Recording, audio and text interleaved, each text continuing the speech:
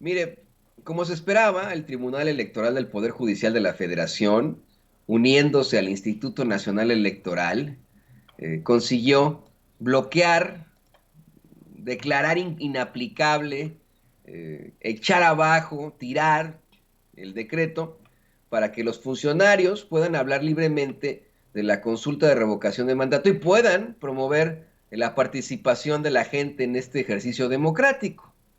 Luego de que se planteara precisamente pues este madruguete, este sí es un madruguete para que vea, eh, el Tribunal Electoral del Poder Judicial de la Federación confirmó que, pues no procede, es inconstitucional según ellos ese decreto, y mire, no es la última instancia.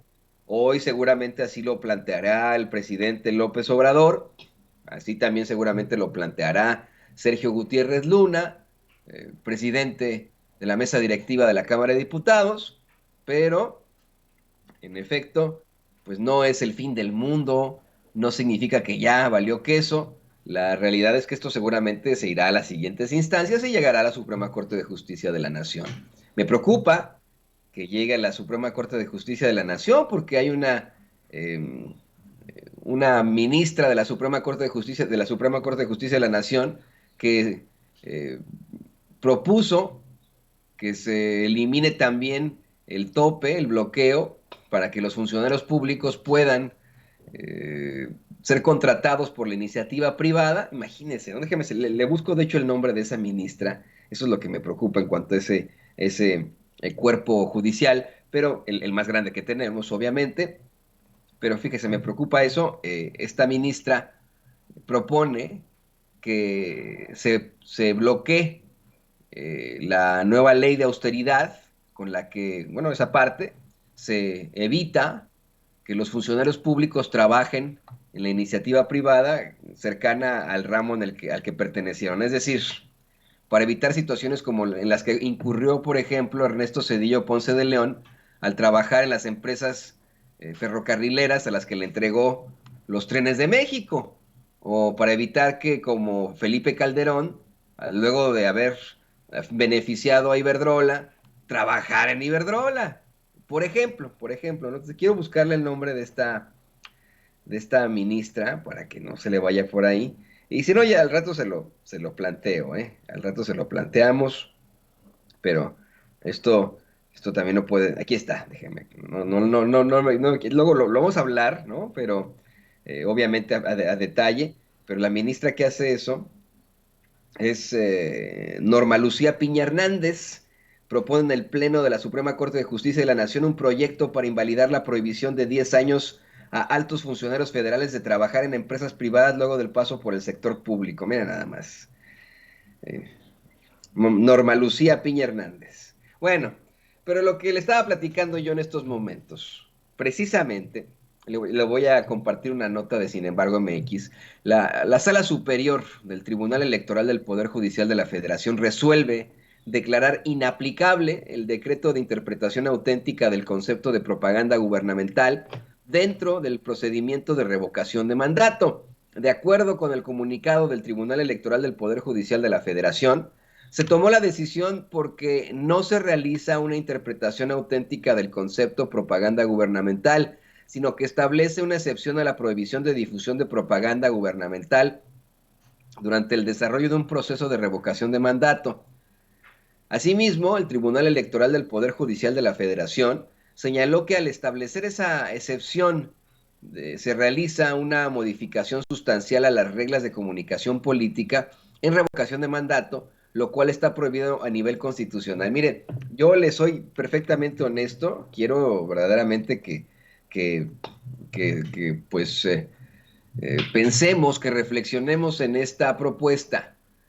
Yo creo que es muy injusta esta determinación y es muy injusto precisamente que se plantee en lo general que los funcionarios públicos, que los gobernantes no se puedan referir a ciertos temas durante la llamada veda electoral. Creo que es ridículo que exista una veda electoral. La gente habla de esto y no tiene nada de malo que un funcionario público o un gobernante quiera pues convencerle a usted de continuar con ciertas plataformas de sus partidos. Ocurre aquí en los Estados Unidos. Yo insisto, los presidentes, eso en lo general, ¿no? Los presidentes obviamente buscan reelegirse y cuando ya se reeligen dos términos, buscan que el miembro de su partido que sería su sucesor quede precisamente en el poder y asisten a sus campañas, apoyan a candidatos a gubernaturas, alcaldías, a congresistas, ¿no? O sea, y no se ve mal eso, porque no está mal. En México se dice que es que es una influencia negativa, que hay conflictos de intereses, y lo peor de todo es que solamente se sanciona a partidos como Morena, como el Partido del Trabajo, ¿no? En este tipo de circunstancias, pero cuando incurren en estas situaciones personajes como Samuel García, como Francisco García Cabeza de Vaca, como Enrique Alfaro, no pasa a algunos ni les dicen nada, como a Cabeza de Vaca, y a otros pues meras sanciones así chistosonas, ¿no? No lo hagas, manazo, ¿no? Y así se acabó, ¿no? O sea, así de ridículo y de estúpido. Mi idea sería que, pues en lo general, no solamente para hablar, ¿no? De la democracia, que eso es este es el núcleo, ¿no? De la injusticia, pero no solamente para hablar de la democracia, sino en todo, deberían permitir que uno, pues, se pueda expresar. Libertad de expresión absoluta. Ahora bien, en este tema sí que es, pues, preocupante, sí que es eh, injusto, porque lo único que se está buscando es que los funcionarios públicos puedan hablar libremente de esa revocación del mandato y puedan llamar a la ciudadanía a votar, ni siquiera a votar por el sí o por el no. Pero fíjese, han habido políticos que han estado llamando a no votar, ellos no son sancionados. Por ejemplo, el gobernador priista de Coahuila hizo un llamado el fin de semana a no participar en la revocación del mandato. Muchos panistas lo han hecho y a ellos no se les sanciona. Es lo mismo, pero vamos, es el mismo juicio. Se está hablando exactamente de lo mismo, pero en contradicción.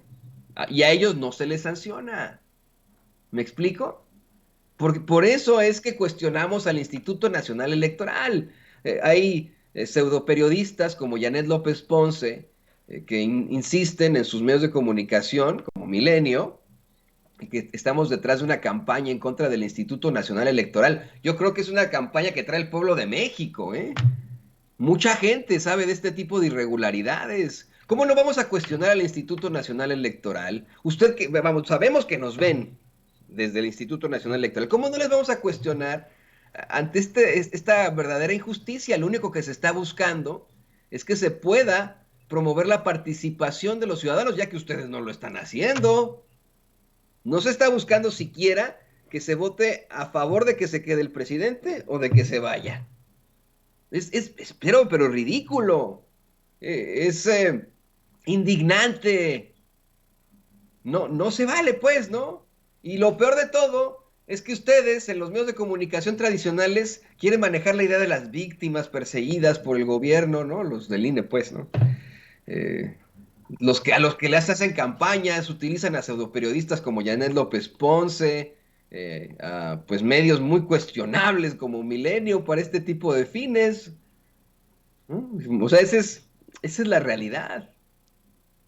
Y en todo caso, pues entendemos que tengan ustedes sus ideologías políticas, pero yo le haría un llamado a esos funcionarios del INE, a los consejeros electorales, a los, pues vamos, funcionarios en general, a los trabajadores de ese instituto, a que reflexionen. ¿Cómo duermen por las noches? Saben perfectamente que ustedes sí tienen que ser imparciales. Como seres humanos no podemos ser imparciales, eso lo sabemos, corre sangre por nuestras venas. Pero al llegar a su cubículo, a su oficina y el Instituto Nacional Electoral, después de haber viajado con chofer, después de que les dan transporte, después de haber desayunado muy rico, a poco pueden con su conciencia?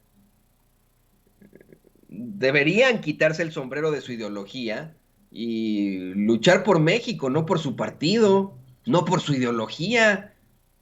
Pero bueno, ni modo. Esta es una muy mala noticia. Insisto, no se tendría que quedar solamente en en el Tribunal Electoral. Yo asumo que Sergio Gutiérrez Luna impugnará esta decisión y que probablemente llegue hasta la Suprema Corte de Justicia.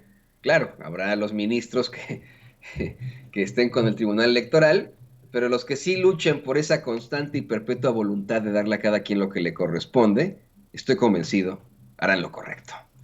Y grábenos, don David,